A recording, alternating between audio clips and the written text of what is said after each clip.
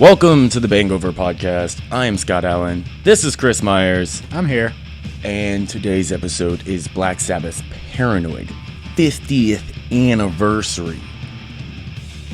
It's a long time. Mind blowing. Yeah. Mind blowing. Yes. Well, yeah. Where the fuck do we even start, dude? I mean, so, you know, the older the album, the more research, the more time there was to have these stories, these little unanswered questions finally getting answered. You know what I mean? Yes. Coming to life. Wikipedia pages, long as fuck. You know what I mean? Because you had 50 years of information to gather. So there's a lot to get into. You know how we always start. When's the first time you've ever heard this band? I don't know. When I had memories, when I first developed memories for the first time, my dad had I guess it was like the compilation, which it was, We Sold Our Souls for Rock and Roll. And for the longest time, I thought that was their first album. I thought Paranoid was the compilation and We Sold Our Souls for Rock and Roll was the CD. So confused. Yeah. I mean, I was just a kid, all right? Yeah. Don't hate me out there. So imagine to my horror and despair when I said that in front of like our friends and everyone was like, "Are you fucking retarded?" And I was like, I have no business calling myself a metal fan at this point on. That happens a lot. Like recently I was listening to Black Label Society, speaking of Ozzy. And they do that too. They do that brutality, and it's like a best of, but it's like it doesn't say best of. And they also have like other best of CDs. So you as a fan would get this CD. It doesn't say greatest hits or best of or anything like that. And then you listen to it and you're like, oh, this is fresh. But then you're like talking about it and like, dude, where have you been? Those songs are that's not even a real album. Yeah. And you're like, it's not? Yeah. Because I don't know how I got all mixed up in our Motorhead episode where we were talking like, oh, this Motorhead album was the first one. And it turns out they just had like a self-titled one before. And that's the same scenario with this album. You know what I mean?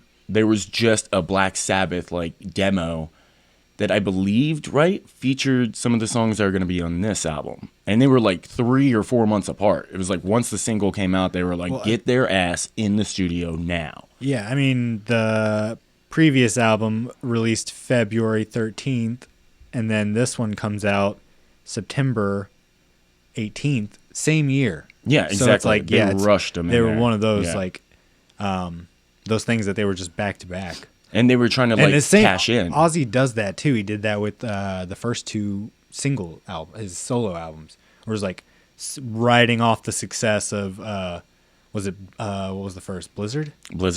Riding off the success of that, going right into Diary. I believe so. No, it was Bark at the Moon. Yes. I just think they had like a lot of songs, like because. You can only fit 8. I'm going to double check on that. You can only fit 8. It is definitely is Bark at the Moon. It's I feel like Blizzard, Bark at the Moon, and then Diary of a Madman. Okay. Because those are the only 3, and we don't even really get him on Diary, do we? We get like recordings of it's a different guitar player on Bark at the Moon. Oh, so Diary is second. Wow. No business calling myself. No, Blizzard, then Diary, but those two were a year apart. It was literally right back to back. He tours for Blizzard and then goes right in and knocks out Diary, which I guess, the same sort of mentality for the Sabbath, where it's like, we did this one. We still have a catalog of songs. I think, what was it, Black Sabbath was the first song they wrote. That's how it all starts. Yeah. Self-titled with that, self-titled album. Exactly, yeah. Band is the same name as the song.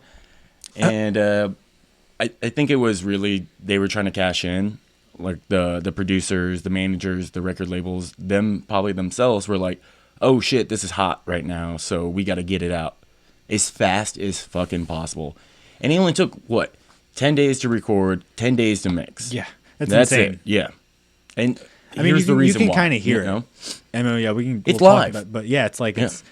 there are some parts of the songs where there's like more production, where there's like multiple guitar tracks and like, you know, the swells, and there's just like, I don't know, there's more the complicated arrangements on some songs, whereas, but in the production you can kind of hear everything because it's so bare bones, just bass guitar drums.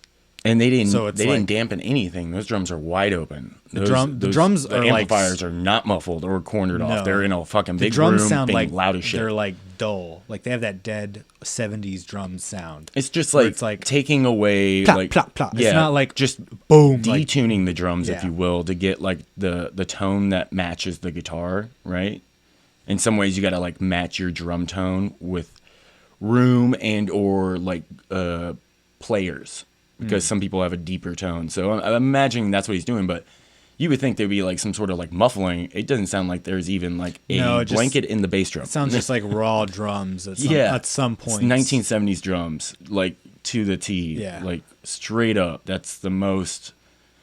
That's probably like in a program, a drum program of those exact drum sounds. You know what I mean? They're so iconic. Yeah. I mean, it's almost like the Led Zeppelin drum sounds. Mm-hmm. Like, it's where, like, Led Zeppelin went big and boomy with their drums. Sabbath was, like, the opposite. Like, we're going to make it sound, like, dull and just, like, plop, plop, kind of, you know, like his... Yeah, they're the angel, I'm thinking we're of, the like, devil. You know, War Pigs. Or even like, anything, because you even fairies really wear hear the boots, drums. you know? Yeah, you really hear the bum, drums bum, on bum, War bum, Pigs. bum, bum, bum. On those spaces. You can really hear, like, Yeah. on the drum Do, do, fills. do, Exactly. You dun, can hear what the dun. drum tone is, and it's not, you know, this big thing. It's like more tight and precise, which is probably what's gonna that lead to that tight sound that we all have now in metal, where it's like we Right. don't want it to ring out. It needs to just be a think think think sort of a sound. Yeah, Led Zeppelin, sharp it's and- more like boom, like that shit's ringing out. You're Yeah, feeling, like, I mean, this is all blues, just Yeah. turned up to 11, but they took it to even a darker place, Yeah. like where Led Zeppelin is still sticking with some of the things that makes it more bluesy, or like you said, holding out those rings instead of like cutting it right off. You know what I Yes. mean? And making it like, holy shit, like I've never heard anything this aggressive. You know what I mean? yeah. At this time frame, anyways. I mean, you had crazy shit before for sure, because we had Jimi Hendrix, you know, that's wild and crazy. The Who can get super crazy and wild and just blow your mind on some of those performances. Yeah. But like, I don't think they had the tone of Black Sabbath. And we all know the story, you know, last day at work, Tony Iommi cuts off them fingers. Oh, shit, what if that happened to you on your last day of work? Do you have a fucking injury that's going to affect your playing that's- forever, but in some ways for good? Yeah, I think listening back to this album, I think the guitar tone is one thing where it's like that's everyone talks about it, like, hey, this Oh my accident God. happened, but if you like take the guitar tone and just his playing and stuff out of it and just the rest of it, you know, Geezer really is shining, like with his bass, even when it's like super minimal, like you have Hand of Doom. what's the ballad track on here, Planet Caravan. Right. Yeah. So you have that like soft bass, like he's able to like really stand out on that song, but then also because that's a really bass and kind of drum song. It's like really like ethereal and just kind of guitars aren't really like doing too much it's crazy. fucking Django Reinhardt. You know who that is? Yeah. Yeah. And then Surprisingly, You have- it was like not even Tony that was like a huge fan. It was the producers and everyone's around him that was like, dude, you should listen to this. Yeah. You know? so I mean you have that bass that's kind of like showcasing a little bit there, like a different side of Geezer, but then you have, you know, where he's like shredding it up on, you know, all the heavier songs, Iron Man, War Pigs, Electric Funeral, where you can really especially hear Electric Funeral, right? his like Holy plucking. Good You can God. hear him really like coming through and just like hammering that bass. It's super clear in the mix. Electric Funeral is such an awkward song. You know what I mean? Because it's like Electric Funeral. It's like, who is saying that in the background? It doesn't sound like anyone else you hear in throughout Black Sabbath. And it's just such a weird jazzy ass metal song, isn't it? And that bass is just, I don't even know what that bass is. It's everything of the song, but at the same time it sounds like a bunch of nonsense. Yeah. I think the nonsense is because of the frenetic. His like he has that same sort of drum tone where it's like real dry bass. You know, it's just like there. The rhythm matched. Yeah, the guitar exactly. The drums and bass were super just like dry and like it's kind of like almost like because of the live situation. Yeah. You're not really going in there and playing with it too much. It's kind of like we set it, we track it.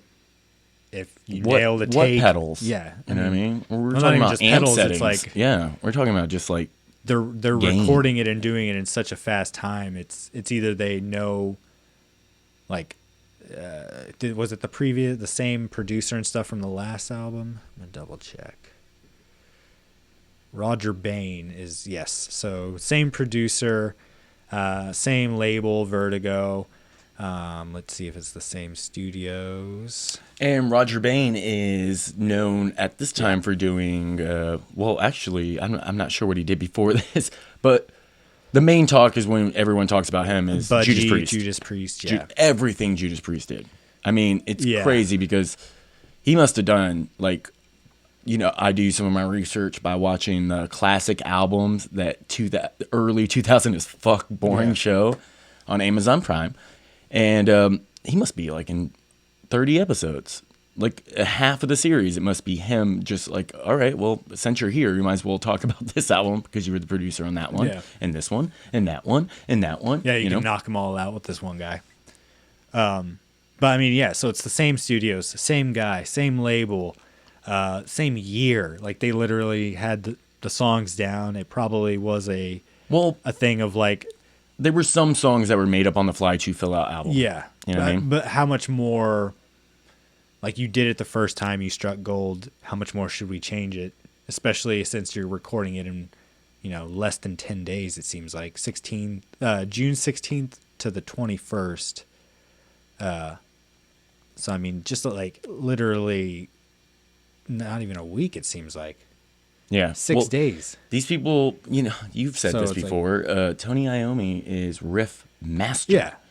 More so than anyone. He it just reminds turns me of them out, dude. like the like we just did the Sex Cult 2 songs. It kind of reminds me of that, where it's like a shotgun approach, but to an album at this time. You know what I mean? Where it's like, hey, you got 6 days. Also in the 7 at this time too. It's not like you're going in there and doing some crazy Beach Boys shit where it's this large, elaborate, you know, arrangement. They are just this rock band, so it is merely just go in there, set your amps up. We're gonna play live. We're gonna do 3 days of playing, you know, or however many days of just tracking 10 songs. 10 days. Oh, 10 days. Tracking everything. So that's drums, bass, guitar, solo, and vocals in 10 days. 8 songs. Yeah. So, you know, a song a day about. I mean, it's doable, but it also is.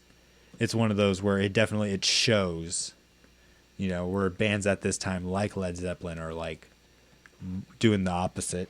And they said Led Zeppelin was their favorite band. That's what Black Sabbath said. Isn't that the most absurd thing you've ever heard? They're going into like different rooms and like playing and like, oh, let's put the drums in this hallway. And they're like, you know, really doing... they have the super producer. So, I mean, that guy's G-ness.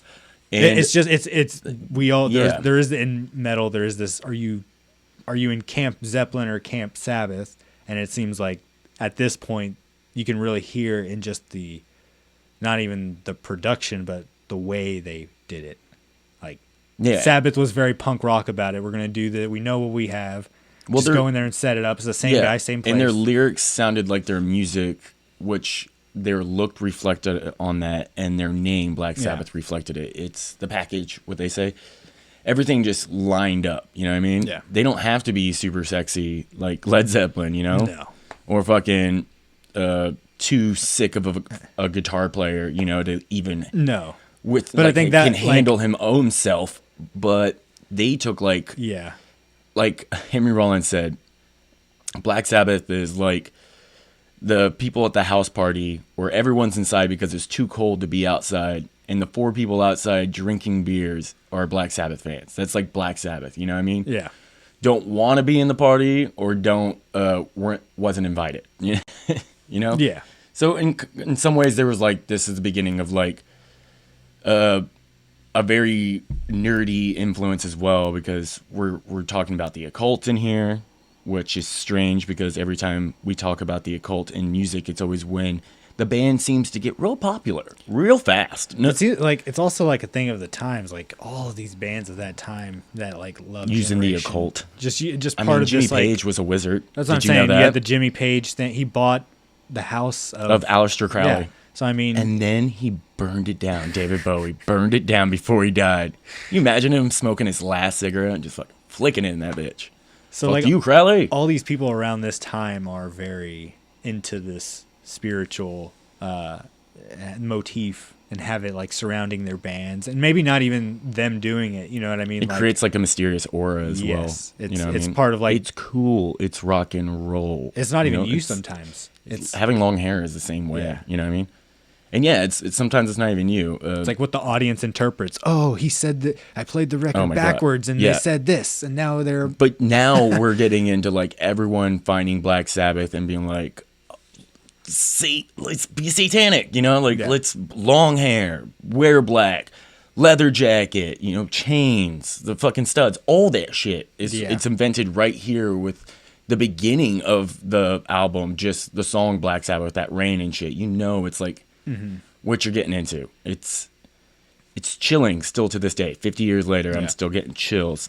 It's also crazy to think about. I mean, they only had the 2 singles from it at the time, Paranoid and Iron Man, but to think of like just the songs that are on The this list. album and like Yeah. the critical reception is like out through the roof. You know what I mean? 5 Yeah. out of 5s all the way pretty much across the board. I would say there's like just, it's really weird because there's like a couple of things where like Rat Salad, like, yeah. okay, Planet Caravan's the same way to me. I love the song, but it's just like, Well, I listened to the It's Pantera filler. one today too, or back to back, like right after, and it's, I mean it. They're paying an of course homage. Pantera is going to do it. They love ballads. Yeah. Well, they're gonna pay an homage to paying an homage. You know what I mean? But so it's like this because they're doing the Django thing, and then Pantera's taken their interpretation of it, and it's more like literal because like Phil is kind of mimicking Ozzy's like warbly underwater vocals and Right, like yeah. you know the only thing that would, you know, is you have Dime's like guitar tone instead of you have that like cutting, you know, solo, or because it's also not a big showcase for like Vinny because he's not playing drums. It's kind of a Right. bongo thing. So Fucking bongo thing. yeah, And yeah, that's why I was saying like it's kind of weird too. And on my album or the one I'm listening to, it has like Fairies Wear Boots is like half with another song. It's like I forget what the title is. Yeah, it for was the other 2, half. right? Yeah, it was 2, and then Fairies Wear Boots, and I was like, isn't this all just fucking Fairies Wear Boots though? Yeah, it was just oh yeah, Jack the Stripper. there you go. Yeah. So Which I don't understand. same with War Pigs / Luke's Wall. I don't understand that either. I've always considered it War Pigs, but So that was the alternate title, it looks like, yeah, and then they On the just nor- did this on on the- the special edition release on the remastered. North American edition. So basically, the UK editions were Oh, I see. So because it's kind of like not a great song. It's calling someone fairies or stripper. You Well, know, the it's- stripper thing is fine, but the Fairies Wear Boots, it's like, you know, he's making fun of skinheads in the song. If you guys out there didn't know that. No, yeah, but that's like what, yeah, by so calling it's them fairies. the you War know, Pigs thing because of like being quite It's literal very with the war. cultural and Yeah, sensitive, so you know. could you know, somebody would be like, that's you know, too political I mean, or whatever. for God's And then sakes, War Pigs alone was like too much. They had to change the title of that because it was supposed to be like War something else, but it was like, no, we're not doing that. That's this is too a- satanic. There's yeah. all these things. They had This to is a- change their title. The reason this is called Paranoid is because they didn't have a choice in the matter. The I'm gonna song say, you're Paranoid like- was invented just because of the record label. They were subjected just like every other band at You this can't time. even put war where in they your have title, no. and then, so it's like we're at that point in America music was where it's in like, the middle of a I war, can't so believe they got bringing it a- over here was not good. Can't believe you got away with Hand of Doom, but it's like I mean, even that one was like it's a little. Oh, you're kind of yeah. a little risque there. And the lyrics in that, I mean, that's my favorite song by Yeah. far on this album.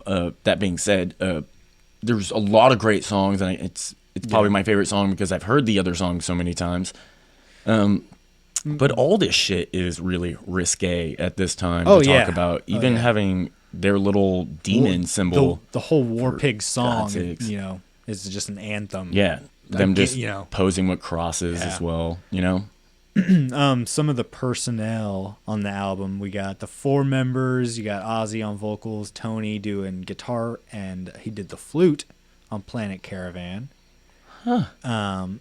Geezer Butler, Geezer Butler does bass guitar, and then you got Bill Ward doing drums and the congas on Planet Caravan. And then you only, a small ragtag team to knock it out in these 10 whatever days, week.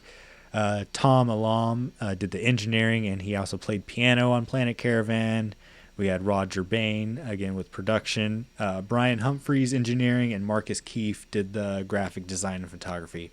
And that's how you make an album, people. You just need someone to do the art, someone to engineer it, someone to record it, basically, the engineer, master. You kind of need 2 or 3 people, then, depending on how big the studio is. Yeah. You're just like running chords. You're an engineer on the thing, you know what I mean? I mean, if it's... all I did was run chords and clean up. If it's a small, or not small, but if it's a sort of like project like this, where it's like, hey, this band's just going to come in and they got everything knocked down. But what you need is a fucking producer to keep you that guy, on track, to stay on schedule, to make sure that the band's doing what they need to do.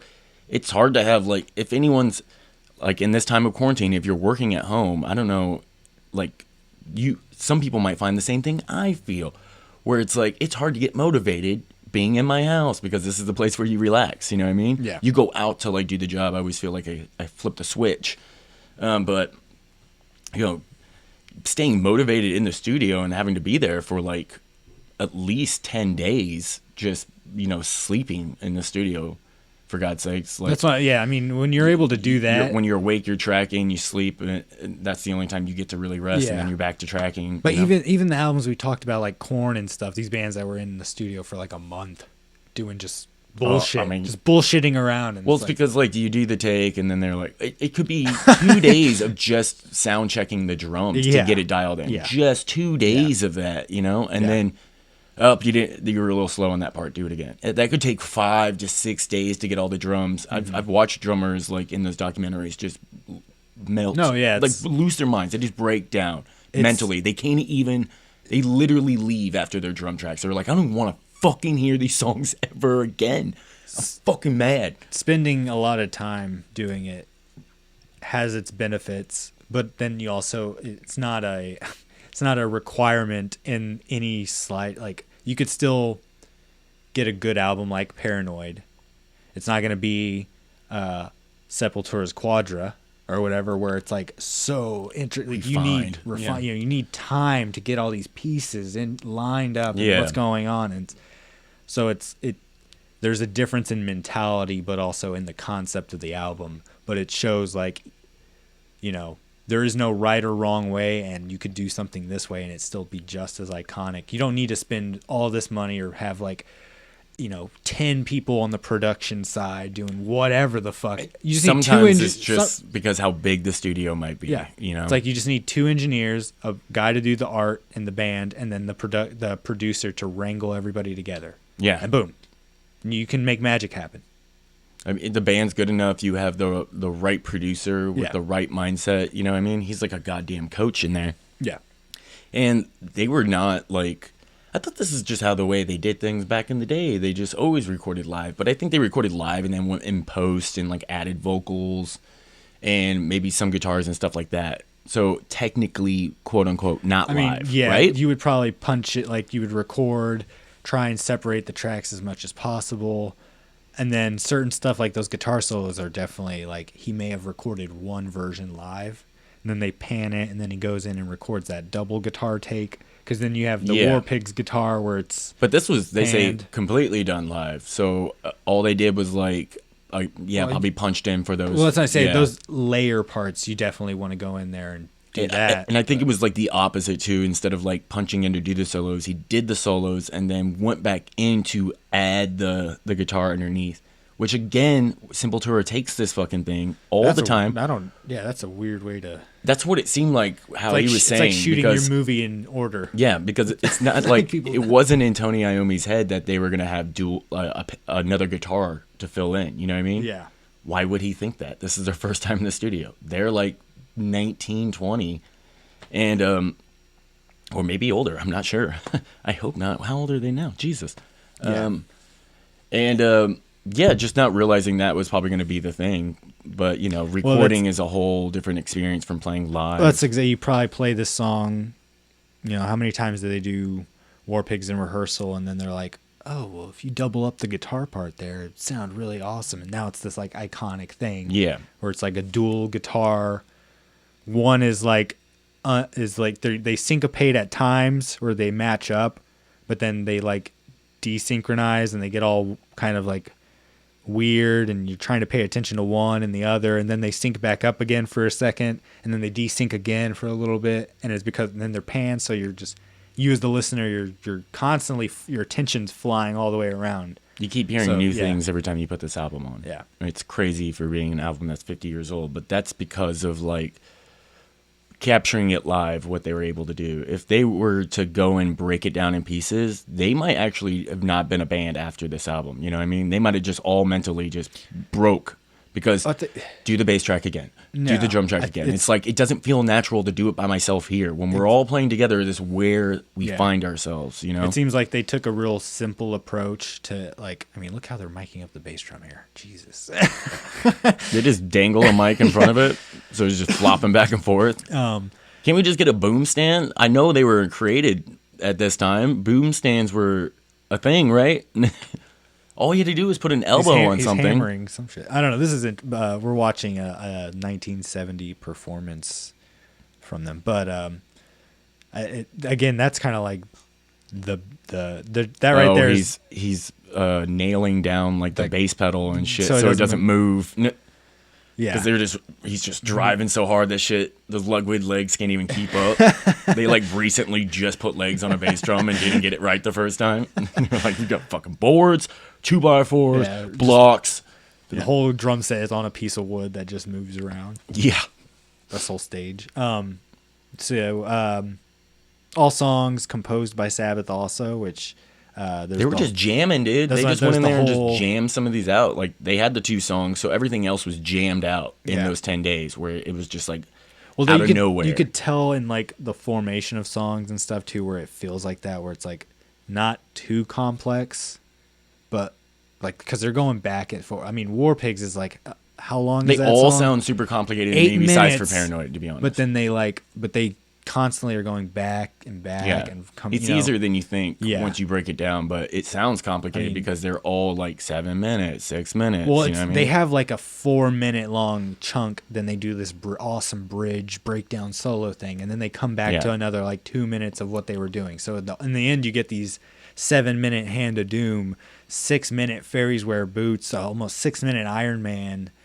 8-minute War Pigs, like these huge, long intros and long songs. Outros on those. Yeah, and it's just, but they're not different. The sandwich of the song is, the bread is like the same. But then it's just slower. That bridge part is like the interesting part where it picks up and something different happens and the whole song changes almost.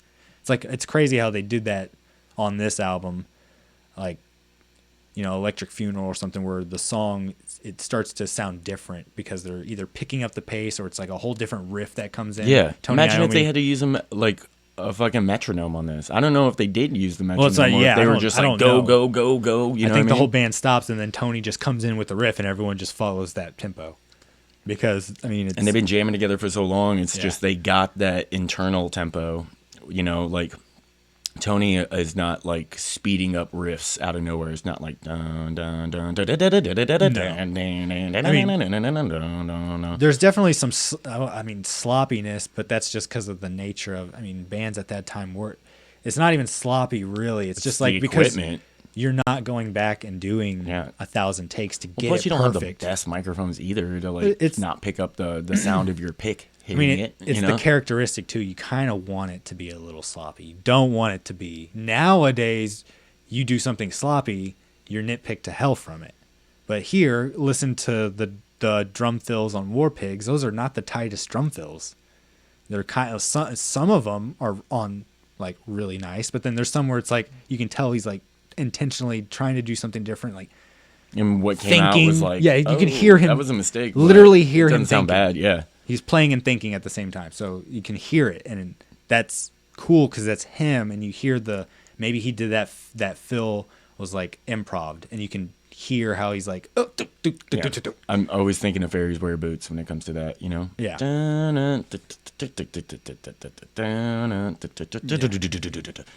then it's like, boom, boom, boom, ba, bum, da, dun, da, dun, dun, dun. It just totally took a shift. And you're like, yes, yes, yes, I want more of this.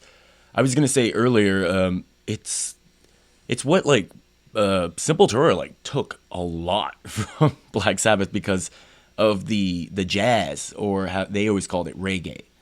You know, those trippy out or interludes. You know what I mean? When it comes to like Black Sabbath, they always have that, you know, Well, it's like da da da da da da da out of nowhere. You know, Yeah. it's like that was just the craziest song I ever heard. And then you come into something that's very like lighthearted. groovy kind of, yeah. And all the time, like Soulfly, especially, you know what I Yeah. mean? That and the having that really cool under riff on the solo, where it's like a little different from the original riff, to where it's like they only use it for the solo. Yes. And you were always saying that like Sepultura always has these best underline riffs Yeah. for their I mean, solos, that it just comes out of That nowhere. Evisceration Plague, that cover we do, that's an example where they like during one of the solo parts, right after you come out of that bridge breakdown, which is like the intro. Yeah. And you do that whole part again, and then you do this like heavy ass bridge breakdown part, and then right when you come back and there's like a solo, they do that. They do the Sabbath thing where there's a solo or something, and you change the riff ever so slightly. It's still the same pattern, maybe same rhythm, but there's like it's a little different. Right? It really And so spices up the solo It underneath does, too. and you only do it once during that part of the song. Yeah. And it get, never like, happens 4. again, and it's only like 75% way through the song. Those motherfuckers like- make you want to go back and listen to it. I don't know if that was Exactly. intentional, but it always does that to me. But I love, yeah, when bands do that, it's the best, because then it has these like little flavors that, you know, you don't get, because we as listeners, we like hearing new things, but we also like hearing familiar things. Yeah. So it's like you get the best of both there, where it's like, oh, here's this familiar riff that I've already heard twice over the past 2 minutes, but now, oh, it's different. So it's like, Plus, metal Yeah. always gives you what it wants, is that, you know, in every metal song, it's going to ramp up to a point of insanity. So it's not like it's not going to be like verse, you know, chorus, verse, and then just kind of like go on a lower in breakdown where it's a little softer. No, it's going to go to the point where it's like absolutely insane. Yeah, In and thrash if it- metal, they just skank beat straight through it. It's like, boop. if they don't go insane, Solo, then it's solo, like you're solo. saying, you drop to like almost jazz, like where like, Or like yeah, you do everything's something very like interesting, that experimental. Faceless, where it's like the crazy ass instrumental song, but then they go to like do do do do do do do. It's like this like weird jazz Yeah. bass, and like the what is it? Where the snare stick hits. Oh, just like doing rim shots. Like yeah, rim shots. So it's and it's like this jazz part in the middle of this crazy like death metal instrumental part. I love it. I want to be in a band like that. Like Faith No More is like that too, where it's like you could be as heavy as any metal band and then turn around and be funky. You know what I mean? Yeah. It's like you don't even have a style of music. You're Genre, just this. There is no genre. Yeah. Genres blend. That's And- the and point Pala- here. And yeah. Palat is like that, you know, where it's like they have saxophone players and horn players, but they're What about like that some band of the craziest.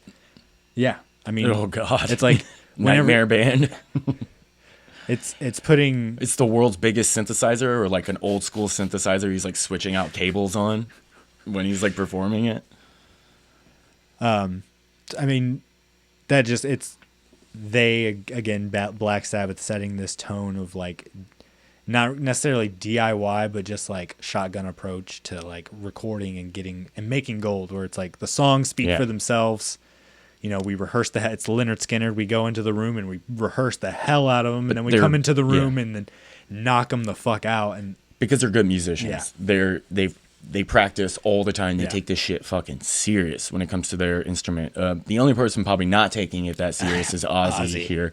And, which is why he gets kicked out of the band later on. And because, you know, they were very serious about it. And Ozzy's just going to get drunk and fucking mumble halfway through live shows and not write anything really and not help in any way. Exactly. Fucker can't even carry a bass drum in once every so often, you know, maybe help.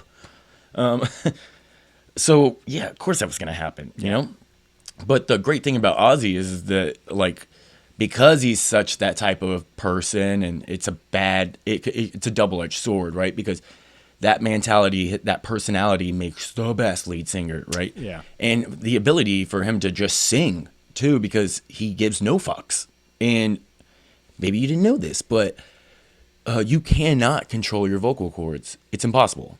What you have to do is relax enough to open up your vocal cords to allow them to do whatever they're going to do. Yeah. And he is so relaxed that he can do all that shit. And they were even saying, whereas like, no one sounds like Ozzy because he's doing it wrong. And for Ozzy to learn at that time after doing it wrong for so long, they were saying like, if you learn how to sing now, it could fuck you up. Yeah. So just keep doing what you're doing, you know? Because if you start to get like, oh, you should be doing this with your throat, you should be like, training, doing these warm-ups, like that's too much for him, you know what I mean? He's gonna like, I don't want to ever sing ever again. It's just because he's able to get up there and do it.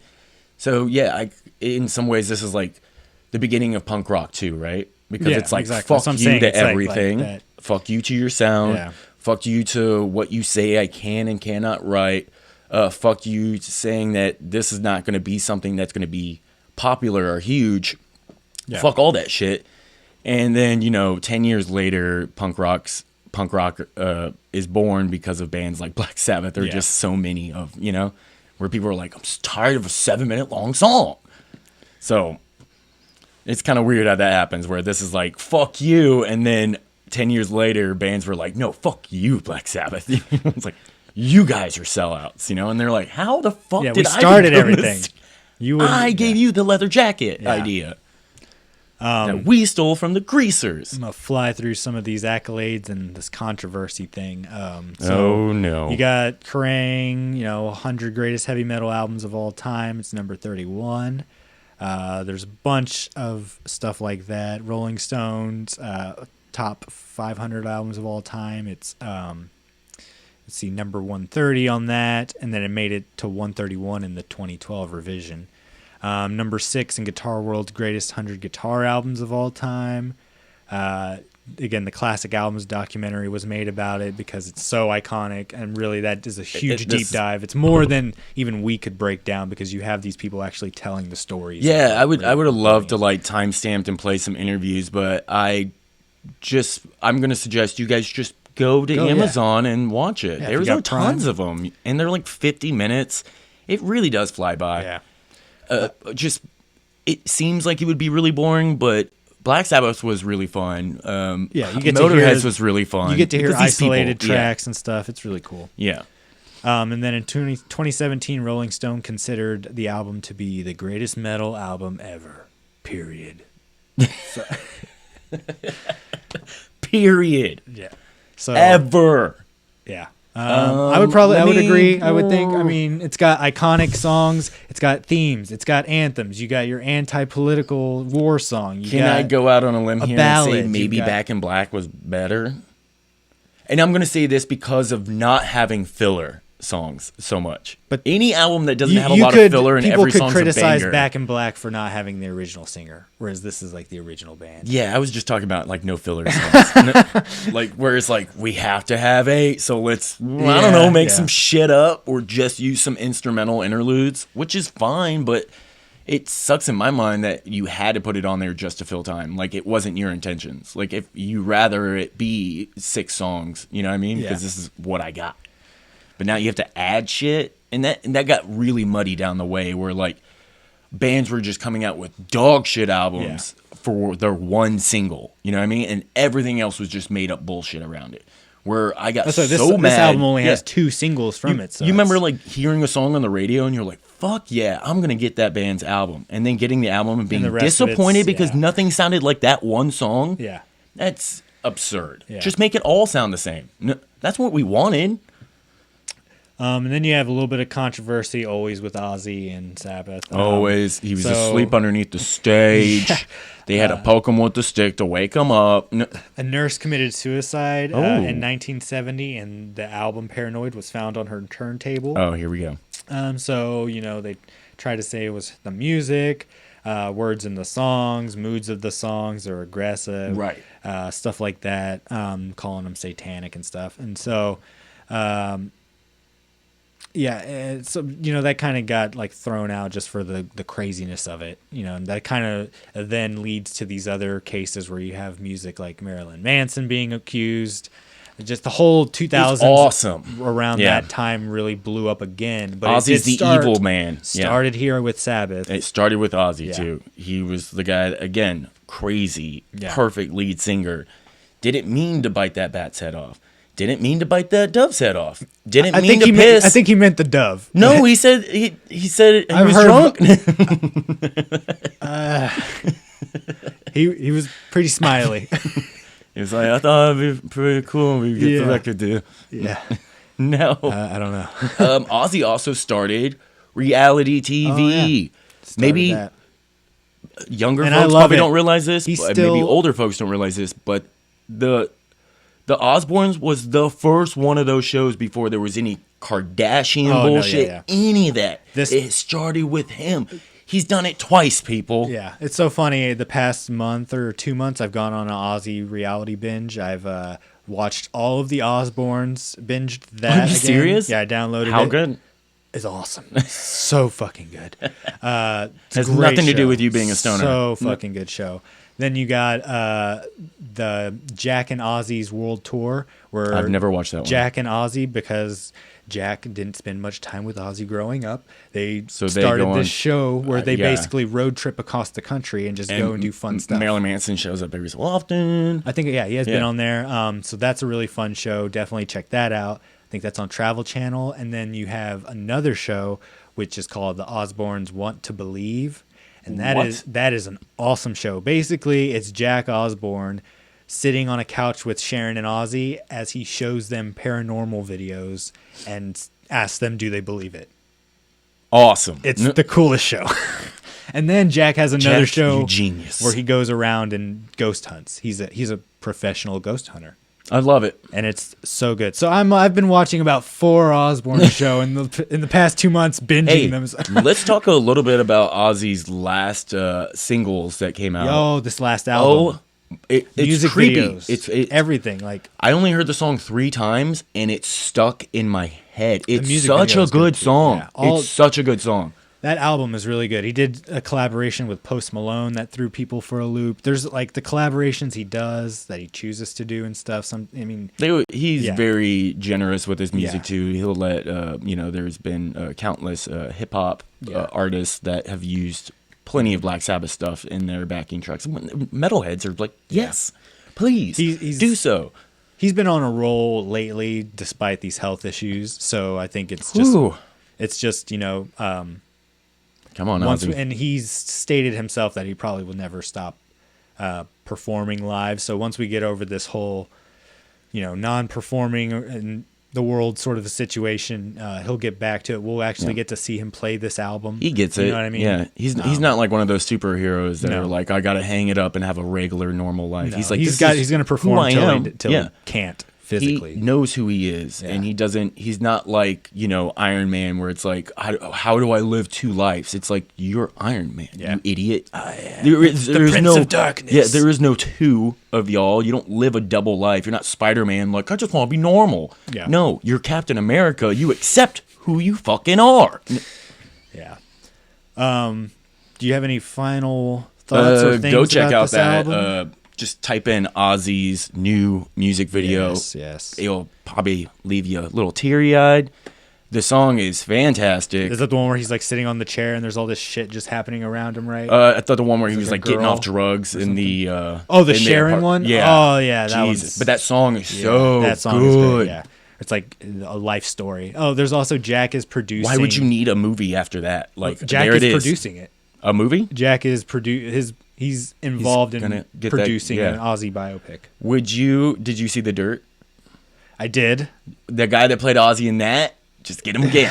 Just get him again. He plays I mean, a metalhead in yeah, everything I he think does. You're gonna see. I mean, hopefully they do show like all of Ozzy's life and don't, shy away from some of the darkness. But And also, who knows? There's a lot to tell just on Ozzy's life you're gonna- alone. You don't even have to touch on music. No, You don't even have to play a song. you're gonna have. We're talking about this album. But You're I gonna want it. have this album represented in that movie because it's such a staple. Iron Man. This is where it's that gonna is start, you know the what I mean? most This is gonna be like- iconic song. It's going to be 20 minutes of like Yeah. getting to know all the people Yeah. as they grow up, starting young, and then This time, 1970, jumping in 1970 as they record the this. first Yeah. album and this album, And then yeah.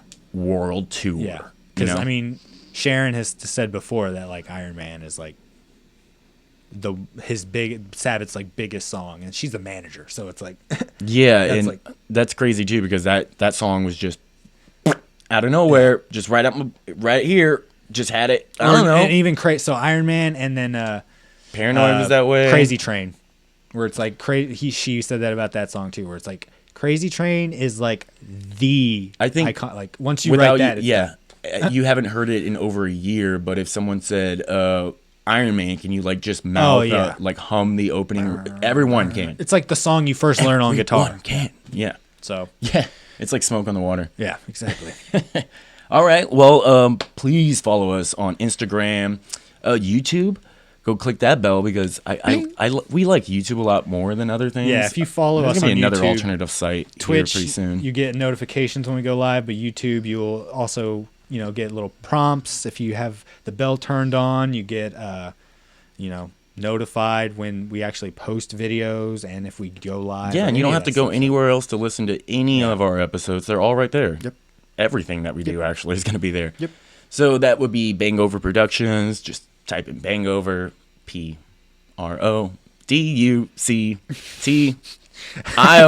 PRO Productions. Boom. We're going to shorten it. Also, if you go to TeePublic and just type in BANGover, nothing else, go to our store, check out some stuff. We're actually working on some new content right now. New to logos. spice it up. Yeah. Yeah. Got some an interview that'll be coming up soon. We got more episodes With the like deck this. totes. Halloween special coming up next month. Oh, yeah. Got all kinds of goodies. I've been playing Subnautica, and it's the most terrifying game ever. Like, I'll live stream that as you can watch me just shiver and probably put down the control and just be like, I don't know if I want to do this anymore. Yes. Thank you all for listening. Chris, last words? Listen to Paranoid. Hell, Go listen to it. It's only 42 minutes. Be some of the best 42 minutes of your life if you've never heard it. I mean, pop that shit in your car. Get that 8-track. Pop that shit in. yeah.